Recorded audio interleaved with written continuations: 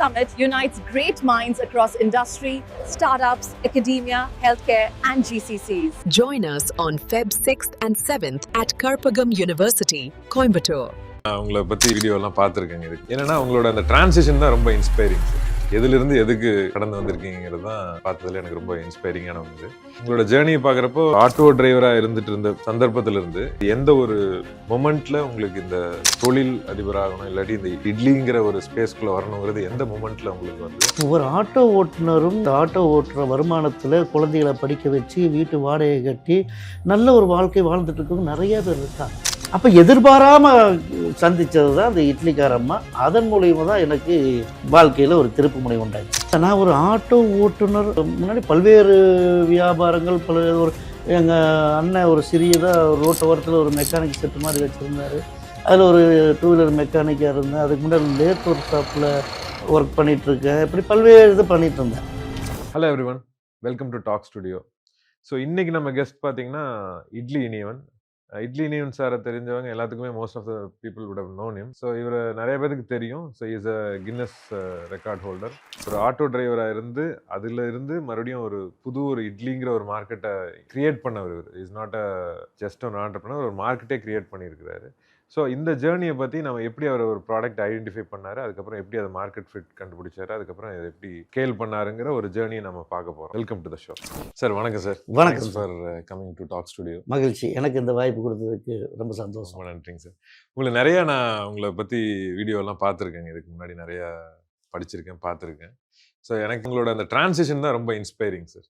எதுலேருந்து எதுக்கு கடந்து வந்திருக்கீங்கிறது தான் நான் பார்த்ததுல எனக்கு ரொம்ப இன்ஸ்பைரிங்கான ஒன்று. உங்களோட ஜேர்னியை பார்க்குறப்போ நீங்கள் இப்போ ஆட்டோ டிரைவராக இருந்துட்டு இருந்த சந்தர்ப்பத்திலிருந்து எந்த ஒரு பாயிண்டில் இல்லை எந்த ஒரு மொமெண்ட்டில் உங்களுக்கு இந்த தொழில் அதிபராகணும் இல்லாட்டி இந்த இட்லிங்கிற ஒரு ஸ்பேஸ்க்குள்ளே வரணுங்கிறது எந்த மொமெண்ட்டில் உங்களுக்கு வந்தது? அந்த அந்த ஸ்டோரி.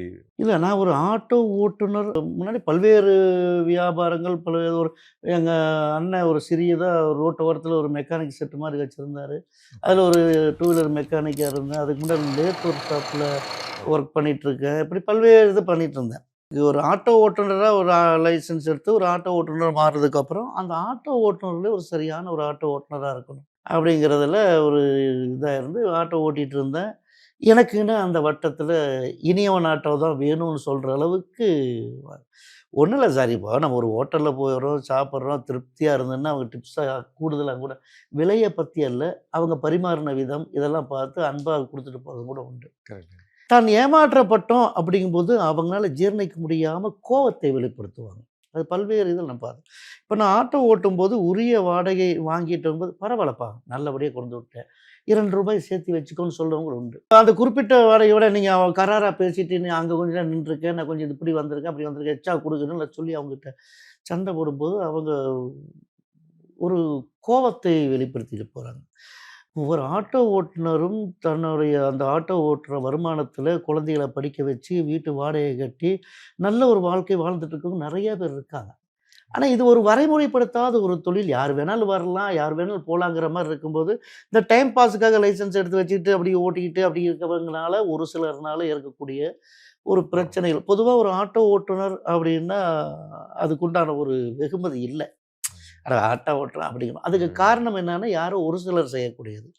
நான் ஆட்டோ ஒன்று பலது வாங்கி ஆட்டோ ஓட்டுநராக இருக்கும்போது முதல் வண்டியில் ஏதோ சவாரி வருமானு எதிர்பார்த்துட்ருக்கேன். சாய்பாபா கோயில் பக்கத்தில் இருந்த அண்ணாமலை ஏஜென்சி வாசலில் அந்த மேட்டுப்பாளையம் பைபாஸ் ரோட்டுக்கு போகிற இடத்துல காரில் தான் எங்கள் ஆட்டோ ஸ்டாண்ட். ஆப்போசிட்டில் அருணாச்சலம் ஸ்ட்ரீட்டில் நிறைய வண்டி நிற்கும். அந்த ஃபஸ்ட்டு வண்டி ரோடு தாண்டி நிற்கணும். அதாவது அந்த பூ மார்க்கெட்டு போகிற வாடகை இந்த மாதிரி இதை வரும்போது ஏற்றிட்டு போவோம். அப்போ நான் ஒரு ஆட்டோ வாங்கிட்டு ஒரு ஆட்டோ ஓட்டுநராக முதல்ல உட்காந்துருக்கும்போது என்னுடைய நண்பர் அவர் எங்களுக்கு தொடர்ந்து எப்போவுமே முடித்திருத்தக்கூடிய ஒரு நண்பர். அவர் வந்தவர் பார்த்து, ஆட்டோ ஓட்டுறியா, அதுக்கு 2 கழுதி வாங்கி வைக்கலாம்ப்பா அப்படின்ட்டு போனார். முதல் நான் அவர் சந்தித்தது அவர் தான். முதல் வாடகைக்கு முன்னாடி அவர் சொன்னது. அப்போ அவ்வளோ ஒரு இதான இதுவா, அப்போ நம்ம கூடுதல் கவனம் செலுத்தி இதை செய்யணும் போல இருக்கு. ஐயோ ஏமாந்து வந்துட்டோம் அப்படிங்கிறதை விட இதுக்கு இந்த மாதிரி ஒரு அவப்பெயர் இருக்குது, அது நம்மளால் இனி அது ஆயிடக்கூடாது, நல்லதாக்கணும் அப்படிங்கிற மாதிரி ஒரு சிந்தனையோட தான் ஆட்டோ ஓட்டும் பணியே துவக்கினேன். அப்படி ஆட்டோ ஓட்டிகிட்டு இருக்கும்போது பழகிற விதம், அவங்கக்கிட்ட கொடுக்கறது, அதுக்குண்டான வாடகை மட்டும் வாங்குறது அப்படின்னு இருக்கும்போது எங்கள் ஆட்டோ ஸ்டாண்டுக்கு வந்து தான் அந்த ஏரியாவில் இருந்து நிறைய அப்பார்ட்மெண்ட்ஸ் இருக்குது, நிறைய இண்டிவிஜுவல் வீடுலாம் இருக்குது. அவங்க வந்து ஆட்டோ ஏறி போவாங்க. திருப்பி கொண்டு போது அவங்க வீட்டு வாசல்லே கொண்டு இறக்கி விடுவேன். ஏறினது ஆட்டோ ஸ்டாண்டு தான், போகிறதுக்கும் வர்றதுக்கும் அங்கே தான் பேசியிருப்போம். எங்கம்மா வீடு? நான் கொண்டு போய் விட்றேம்மா, ஏன் அவ்வளோ தூரம் நடக்கிறீங்க? அப்புறமா வாசல்லே கொண்டு இறக்கி விடுவோம். இந்த மாதிரி 1, 2 செய்கையினால பலரும் பரிந்துரைச்சாங்க. இனிவன் ஆட்டோப்பா, பிரச்சனை இல்லாமல் நல்லபடி. ஆனால் மற்றவங்கள விட கூடுதலாக தான் எனக்கு வாடகை கொடுப்பாங்க, அது சந்தோஷமாக கொடுப்பாங்க. அப்படியான நல்ல ஒரு இதாக போச்சு. ஒரு ஆட்டோ இருந்தது, நிறையா பேருடைய அந்த சவாரி எனக்கு கிடைச்சது. அதுக்கப்புறம் கூடுதல் இன்னொரு ஆட்டோ கடன் போட்டு ஒரு ஆட்டோ வாங்கி, ஒரு ஆட்டோ தான் என்னுடைய வாழ்க்கை முறைன்னு நினச்சிட்டு தான் போயிட்டு இருந்தோம். அப்போ எதிர்பாராம சந்திச்சது தான் அந்த இட்லிக்கார அம்மா. அதன் மூலியமா தான் எனக்கு வாழ்க்கையில் ஒரு திருப்பு முனை உண்டாச்சு. ஓகே, ஓகேங்க.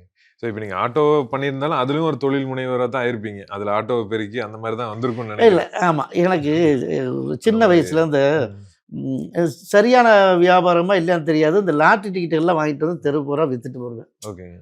அன்னைக்கு ஞாயிற்றுக்கிழமை என்னென்ன லாட்டரி டிக்கெட் குழுக்கள் இருக்கோ அது பேரெல்லாம் மனப்பாடமாக சொல்லுவேன். ஒரு லாட்டரி டிக்கெட் வியாபாரியாக இருக்கும்போது முழுக்க அதாகவே மாறிடுவேன். நான் எதை செய்கிறேனோ அதுவாகவே மாறக்கூடிய அது ரொம்ப ஈடுபாடாக செய்வேன். அந்த தொழிலை நேசிக்கிறீங்க. ஆமாம். இன்னைக்கு இட்லியை பற்றி கேட்டிங்கன்னா மல்லிகைப்பூ இட்லி, இளநீர் இட்லி, தட்டு இட்லி, புதினா இட்லி, பீஸா இட்லி, ராகி இட்லி, கம்பு இட்லி, சோள இட்லி, சிறுதானிய இட்லி, அப்புறம் லைனாக இட்லி சொல்லிகிட்டே இருப்பேன்.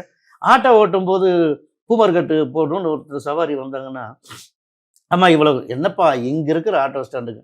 அப்போ நான் சொல்லுவேன், சாய்பாபா கோயில் ஸ்டாண்ட்லேருந்து அந்த பஸ் ஸ்டாண்ட்லேருந்து முருகமில் bus stand, TVS bus stand, cross cut road bus stand, அப்புறம் அந்த பஸ் ஸ்டாண்டு எல்லாம் லைனாக சொல்லி அதுக்கப்புறம் தாம்மா பூ மார்க்கெட்டுக்கு போகணும். அதாவது எதை செய்கிறோமோ அதில் ஈடுபாடாக செய்வேன். எனக்கு லைஃப்பில் ஒரு இது கூட நடந்தது. என்னோட வறுமை இதையெல்லாம் பார்த்துட்டு ஒரு நண்பர் காந்திபுரத்தில் ஒரு லாட்ஜில் ரூம் பாய் வேலை இருக்குது, போறியா, நிறைய டிப்ஸ் எல்லாம் கிடைக்கும் அப்படிங்கும்போது போகிறேண்ணா, வரேண்ணா, எங்கள் அம்மாட்ட கேட்டு வரேன். எங்கள் அம்மா அப்பா கேட்காம அம்மா அப்பாட்டையெல்லாம் போய் எதையும் கலந்துக்க மாட்டோம். சரி. அம்மாட்ட போய் சொல்லுவோம், அம்மா அப்பாட்ட சொல்லுவாங்க, அப்புறம் தான் எங்களுக்கு அப்போ அம்மாட்ட போய் சொல்கிறேம்மா, இந்த மாதிரி அவர் சொன்ன லாண்ட்ரி கடைக்காரரு இந்த மாதிரி ஒரு ஆள் வேணும்னு யாரோ சொல்லிட்டு போனாங்களாம் அப்படி. சரி அப்பாட்ட வந்து கேட்கட்டுண்டா. அப்பா வந்து கேட்டாங்க. அன்னைக்கு லாட்ஜில் தங்குறதுங்கிறதுல இன்றைக்கி இருக்கிறப்ப இப்போ நான் இங்கேருந்து சென்னையில் இருக்கிறேன், காஞ்சிபுரத்தில் ஒரு நிகழ்ச்சிக்கு போகிறனால நிறைய பேர் ஒரு லாட்ஜில் போய் நான் ஃப்ரெஷ் ஆகி நிகழ்ச்சிக்கு போயிட்டு வர்றோம். இன்றைக்கி சாதாரணம். அன்றைக்கி லாட்ஜுங்கிறது தங்குறதுங்கிறதெல்லாம் வேறு மாதிரி அந்த அர்த்தம் புரிதலாக தான் இருந்தது. அப்போ எங்கள் அப்பா, ஐயோ லாட்ஜுக்கெல்லாம் போகக்கூடாது, அதெல்லாம் கூடாதுமா, பையன் கெட்டு போயிடுவான், அதெல்லாம் வேண்டாம் அப்படின்னு சொல்லியிருந்தேன். அவன் எங்கள் அம்மா வந்து, ஐயோ அப்பா அது போகக்கூடாதாம்மாடா அப்படின்ட்டான். ஒருவேளை நான் அந்த லாட்ஜுக்கு எங்கள் அப்பா சம்மதிச்சு போயிருந்தேன்னா காந்திபுரத்தில் 4-5 லாட்ஜுக்கு ஓனராக தான் இருப்பேன். ஆக நம்ம எதை செய்கிறோங்கிறதல்ல, அதில் எப்படி செய்கிறோங்கிறதுல நான் தெளிவாகவே இருந்தேன். அது என்னமோ என்னுடைய அது அடிப்படை குணமாகவும் இருந்தது. அது வந்து உங்களுக்கு சிறு வயதிலிருந்தே இருந்திருக்கும் இல்லைங்களா? சின்ன வயசுலேருந்தே அந்த குணம் இருந்திருக்கு. அது இந்த இட்லிங்கிற ஒரு மூமெண்ட்ல உங்களுக்கு அது இட்லி பிஸ்னஸாக ஆயிட்டீங்க, இல்லாட்டி வேற ஒரு பிஸ்னஸ் மேனாக தான் இருந்தது. ஆமாம், ஏதாவது ஒன்று என்ன செய்யணும்னோ அதில் ஒரு இதாக இருந்திருப்பேன். அதுலேயும் என்னுடைய அடையாளத்தை நான் வெளிக்காட்டியிருப்பேன். இப்போ எந்த மொமெண்ட்ல இந்த இட்லி வந்து இவ்வளோ பெரிய பிஸ்னஸாக மாற முடியும்னு உங்களுக்கு தோணி ஆரம்பிச்சிங்களா, இல்லை எந்த மொமெண்ட்ல இட்லி நம்ம பிஸ்னஸ் தான்ங்கிறது எப்போ உங்களுக்கு தோணுச்சுங்க? அதான் எனக்கான அது அந்த வறுமையான ஒரு இதிலிருந்து ஒரு ஒரு சாப்பாட்டுக்கு உத்தரவாதமான ஒரு வருமானம் இருக்கக்கூடிய ஏதோ ஒரு பணி செய்யணும் அப்படிங்கிறது தான் ஆட்டோ ஓட்டுநராக வந்தோம். அப்புறம் ஆட்டோ ஓட்டிகிட்டு இருக்கும்போது ஒரு தற்செயலாக வழக்கமாக நான் முதல் ஆட்டோவாக இருக்கும்போது ஒரு பயணியாக வந்தவங்க தான் வசந்தா அம்மான்னு சொல்லி ஒரு அம்மையார். அவங்க கொஞ்சம் தாங்கி நடப்பாங்க, எங்கே போனாலும் ஆட்டோவில் தான் போகணும் அப்படிங்கிறதெல்லாம் பிற்பாடில் தான் எனக்கு தெரியும். அவங்களுக்கு ஒரு சவாரி கூப்பிட்டு போயிட்டு வந்தேன். அவங்க பையன் பரவாயில்ல, நியாயமான வாடகை வாங்குறாங்க, அம்மா நடக்குமா வீட்டையே கொண்டு இறக்கி விட்றேன், ஸ்டாண்ட்லேயே இறங்க திருப்பி வீட்டிலே கொண்டு இறக்கி விடுங்க. இறக்கி விடும்போது அவங்க வீட்டில் குடியிருக்கக்கூடிய டாக்டர் கீதா அப்படின்னு சொல்லி ஒரு அம்மையாரை நான் அறிமுகப்படுத்துகிறாங்க. இந்த பையன் நல்ல பையனாக இருக்கான், அவனுக்கு ஆட்டோ எதோ வேணும், இந்த ஆட்டோ யூஸ் பண்ணுன்றாங்க. அப்புறம் அந்த அம்மாவோட குழந்தைகளை ஸ்கூலில் கொண்டு போய் விடுறது, கூப்பிட்டு வர்றது, அந்த அம்மா மருத்துவமனைக்கு போகிறது, இது மாதிரிக்கெல்லாம் என்ன ஒரு பயன்படுத்தியிருந்தாங்க. அதுக்கப்புறம் மாதாந்திர கட்டணமாக தினசரி கொண்டு போய் குழந்தைகளை ஸ்கூலுக்கு விட்டணும், அந்த அம்மாவை மருத்துவமனையில் விட்டுறணும், திருப்பி அந்த உரிய நேரத்தை கொண்டு வரணுங்கிற மாதிரியெல்லாம் எண்ணம் வச்சுருந்தாங்க. அப்போ அந்த மாதிரி அவங்க மருத்துவமனைக்கு ஒரு மருத்துவமனைக்காக கூப்பிட்டு வருவேன். அப்படி தான் சாய்பாபா காலனியில் இருக்கக்கூடிய ஸ்லோம் தாமஸ் கண் மருத்துவமனை ஒரு மருத்துவமனைக்கு அவங்கள அறுவை சிகிச்சைக்காக கொண்டு போய் விட்டுட்டு வந்துடுவேன். அறுவை சிகிச்சை முடிச்சு அதுக்கப்புறம் திருப்பி அவங்கள கூட்டு வந்து விடணும். அப்ப அந்த மாதிரியான இருக்கும். அப்படி போயிட்டு வரும்போது எதார்த்தமா ஒரு அம்மையாரு சரி. ரோட்ல கை காமிச்சு ஒரு ஆட்டோ நிறுத்துறாங்க. அது சர்ச் ரோட்டுக்கிட்ட. சரி, சரி. சர்ச் ரோட்லேருந்து அழகேசன் ரோடுங்கிறது ரொம்ப பக்கம். அந்த அழகேசன் ரோடு 3rd எக்ஸ்டென்ஷன்ல கொண்டு போய் இறக்கி விடணும். என்னம்மா இருக்குன்னா, ஒரு அண்டா இருக்குன்னா, அந்த அண்டால மாவு, இட்லி மாவு. அத கொண்டு போய் குடுக்குறேன். நான் ஒரு ரூ. 12 குடுங்கம்மா அப்படின்னு. அந்த அம்மா இல்ல நாங்க ரூ. 10 தான் குடுப்போம். சரி குடுங்கம்மா அப்படின்னு அத தூக்கி வச்சுட்டு கொண்டு போய் இறக்கி வச்சுட்டு வந்தேன். இறக்கி வச்சுட்டு நான் கிளம்புற நேரத்தில தான் அந்த அம்மா அந்த மாவோடயே அங்கேயே நிக்கிறாங்க. ஏம்மா அப்படின்னு. இல்ல இந்த மாவ தூக்கிட்டு போய் மேல வைக்கணும். அவங்க ஈரோட்ல ஒரு பெரிய ஒரு இது வியாபார ரீதியா இருந்தவங்க. பல்வேறு தொழில்ல நஷ்டம் அடைஞ்சதுக்கப்புறம், அங்க கூடுதல் கடன் சுமை இதனால அங்க இருக்க முடியாத சூழல்ல கோயம்புத்தூருக்கு வர்றாங்க. வந்து அந்த அம்மையாரு ஒரு இட்லி அவங்க கொஞ்சம் இட்லியில ரொம்ப மிருதுவா இட்லி செய்யக்கூடிய இது மாவு பதமெல்லாம் பார்க்கக்கூடிய. ஓகே. அப்ப அவங்க அந்த இட்லி வியாபாரம் செய்து ஹோட்டலுக்கு கொண்டு போய் குடுப்பாங்க. அந்த ஹோட்டல்ல இருக்கிறவங்க பொதுவா இட்லி செய்றதுங்கிறது முன்கூட்டியிருந்து ஒரு ப்ராசஸ். ப்ராசஸிங்கா இருக்கும். ம். அப்போ ஒரு சின்ன சின்ன வண்டி, தள்ளு வண்டி இந்த மாரி இடத்துல எல்லாம் அவங்களுக்கு வந்து அந்த இட்லி தயாரிக்கிறதுல சிரமமா இருக்கு. இட்லியா கொண்டு போய் குடுத்துருவோம். அவங்க சட்னி, சாம்பார் மட்டும் வச்சு வியாபாரம் பண்ணிட்டு போயிடுற மாரி. அப்ப அவங்களுக்கான இட்லி இவங்க தயாரிச்சு குடுப்பாங்க. அந்த அம்மையாருடைய அறிமுகம் கிடைச்சது. அந்த மாவு தூக்கிட்டு போய் மேல கொண்டு போய் வச்சிருக்கும்போது அவங்க சரி. சொன்னாங்க, "தினசரி அரிசி கொண்டு போய் வைப்பேன். சாயந்தரம் மாவு கொண்டு போய் எடுத்துட்டு வருவோம்." அப்ப போகும்போது காலைல ஒரு உதிரியான ஒரு ரூ. 10 வாடகை, வரும்போது ஒரு ரூ. 10 வாடகை. நான் அத திட்டமிடுவேன். எந்த பணி செய்தாலும் அதில ஒரு திட்டமிடுவேன். ம். காலையில 5:15க்கு நேரா நார்த் கோயம்புத்தூர். புத்த தியேட்டருக்கு நேர் வடவத்தூர். ஆப்போசிட்ல ம். வடகோயம்புத்தூர் உள்ள சந்தில போனோம்னா, அங்க போய் நின்னோம்னா 1, 2 சாய்பாபா காலனி சவாரி வரும். கொண்டு போய் இறக்கி விட்டுருவேன். 6:15க்கு சேரன் எக்ஸ்பிரஸ் வரும். இது ஓகே. 2க்குமே அங்க காலையில அதிகமா ஆட்டோ போட்டி இருக்காது. அன்னைக்கு நெறைய ஆட்டோ இருந்தாலும், இந்த காலையில நேரத்தில 4:45 5:15க்கு அப்படிங்கும்போது 5:15க்கு போய் அங்க நிக்கும்போது ஆட்டோ எண்ணிக்கை கம்மியா இருக்கும். கட்டாயம் 1, 2 சவாரி கிடைக்கும். திருப்பி ம். காந்திபுரத்தில வருது. திருப்பி வந்து 6:15 சேரன் எக்ஸ்பிரஸ்க்கு உண்டான சவாரி எடுத்துட்டு, அதுக்கப்புறம் அப்படியே அந்த அம்மா போய் அரிசிய தூக்கிட்டு போய் மிஷின்ல வைக்கிறது. அத குடுத்துட்டு அப்படியே டாக்டர் அம்மாவ கொண்டு போய் விடுறது. இந்த டைமிங் கரெக்ட்டா அப்படியே சவாரியா இருந்தேன். அந்த மாரி போயிட்டு இருக்கும்போது தான் அந்த இட்லி செய்து அந்த அம்மா வியாபாரம் செய்யக்கூடிய 1, 2 இது இதெல்லாம் பார்க்கும்போது நமக்கும் நான் ஏதோ வியாபார ரீதியா ஏதோ பிசினஸ் ஏதோ பண்ணணும். ரைட். அப்ப இந்த இட்லி வியாபாரங்கிறது ஒரு பெரிய முதலீடு தேவையில்லாது. பெரிய கல்வி அறிவோ, பெரிய இதெல்லாம் தேவையில்ல. அப்படிங்கிறது தான் சரின்னு சொல்லி இந்த இட்லி வியாபாரமும் நானு செய்ய ஆரம்பிச்சேன். அது சென்னைய தேர்ந்தெடுத்தேன். கோயம்புத்தூர்லயே செஞ்சிடலாமே அப்படின்னா, சென்னையில வந்து ஒரு பெரிய நிறுவனம். Porur Ramachandra medical okay. College. அங்க வந்து ஒரு பிரதான உணவு விடுதி. மருத்துவர்களுக்கும், நோயாளிகளுக்கு எல்லாமே உணவு தயாரிச்சு கொடுக்கக்கூடிய ஒரு பிரதான உணவு விடுதி. அது சென்னையில இருக்கக்கூடிய பெரிய ஸ்வீட் சென்டர் அது அர்ச்சனா ஸ்வீட்ஸ் ஓனர். ஓகேங்க. அவரு தான் அந்த கான்ட்ராக்ட் எடுத்திருக்காரு. ஓராண்டு குத்தகைக்கு அந்த ஹோட்டல் எடுத்திருக்காரு. அவரு கோயம்புத்தூருக்கு வந்துட்டு போயிட்டு இருக்கிற போது நாங்க அந்த திருமண நிகழ்ச்சிக்கெல்லாம் அங்கேயே ஹோட்டலுக்கெல்லாம் இட்லி செஞ்சு குடுத்துட்ருப்போம். அப்ப அந்த ஒரு ஹோட்டல்ல இட்லி சாப்பிட்டு, இட்லி நல்லா இருக்கு. இதே மாரி இட்லி மாஸ்டர் எங்களுக்கு ஒண்ணு வேணும் சென்னைக்கு அப்படின்னு. இந்த இட்லி எங்கேருந்து வாங்குறீங்க? அப்படின்னு இந்த ஹோட்டல்கார்ட்ட கேட்டு, அந்த ஹோட்டல்காரர் இந்த அம்மையார் தான் எங்களுக்கு குடுக்குறாங்க. இந்த ஆட்டோக்காரர் தான் வந்து குடுத்துட்டு போவாரு. அப்படிலாம் சொல்லும்போது, அப்புறம் அந்த அம்மையார பார்த்து கேட்கும்போது, எனக்கு பயிற்சிய குடுத்து அந்த அம்மையார் சென்னைக்கு அனுப்புறாங்க. சென்னையில வந்து ஓகே. 1 வருஷம் இட்லி வியாபாரம் பண்ணிட்டு, இட்லினா ஒரு இட்லி மாஸ்டரா வேலைக்கு அமர்த்தப்பட்டேன். ஓ! சரி, சரிங்க. ஸோ அப்ப நீங்க அந்த தொழில கத்துக்கிட்டு இருக்கீங்க. ஆமா. முறைப்படியா. ஆமா. நான் ஆட்டோ ஓட்டும்போது இந்த அரிசி எடுத்துட்டு போறது, மாவு எடுத்துட்டு வந்து குடுக்கறது இது மட்டும் இல்லாம, ம். அவங்களுக்கு சில நேரங்கள்ல நான் உதவியாவும் இருப்பேன். 1 மணி நேரத்துக்கு முன்னாடியே போயிருவேன். ம். காலையில 6 மணிக்கு 6:15க்கு சேரன் எக்ஸ்பிரஸ் எடுத்துட்டு 7:30 மணி வரைக்கும் எனக்கு நேரம் இருக்கும். 6 மணிக்கு போய் அரிசி எடுத்து அந்த மாவு சொல்ற அந்த மிஷின்ல சரி. மாவரைக்கு குடுத்துருவேன்.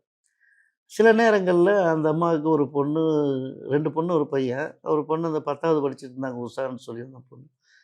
அவங்களுக்கு ஸ்பெஷல் கிளாஸு சீக்கிரம் அனுப்பணும். அரிசி நான் களையாம வச்சிருக்கேன். கொஞ்சம் வெயிட் பண்ணுங்கலாம் சொல்லுவாங்க. நான் பாட்டுக்கு அரிசிய போய் நானே சுத்தப்படுத்தி தூக்கி வண்டியில வச்சுட்டு, இங்க போய் குடுக்கறது. இந்த மாரியெல்லாம் சின்ன சின்ன விஷயங்கள் செய்தேன். அதாவது ம்.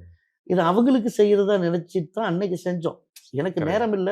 அவங்க அந்த பொண்ண புறப்பட்டு ஸ்கூலுக்கு அனுப்புற வரைக்கும் நான் வெறுமனே நிக்கணுமே!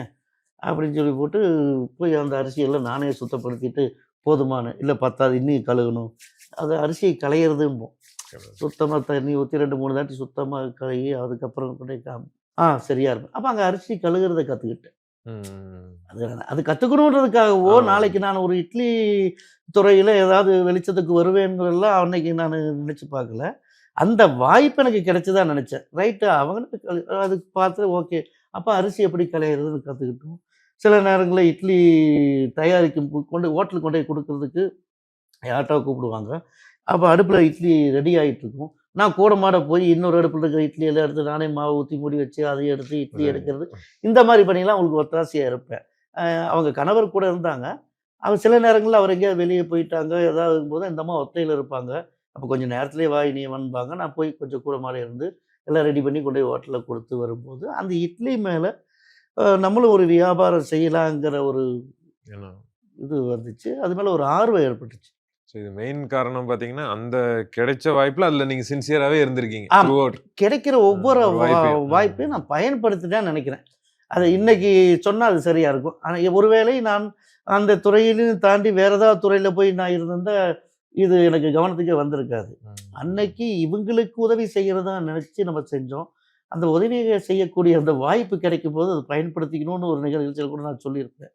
அது மாதிரி அந்த கிடைச்ச வாய்ப்பை நான் பயன்படுத்தினேன்.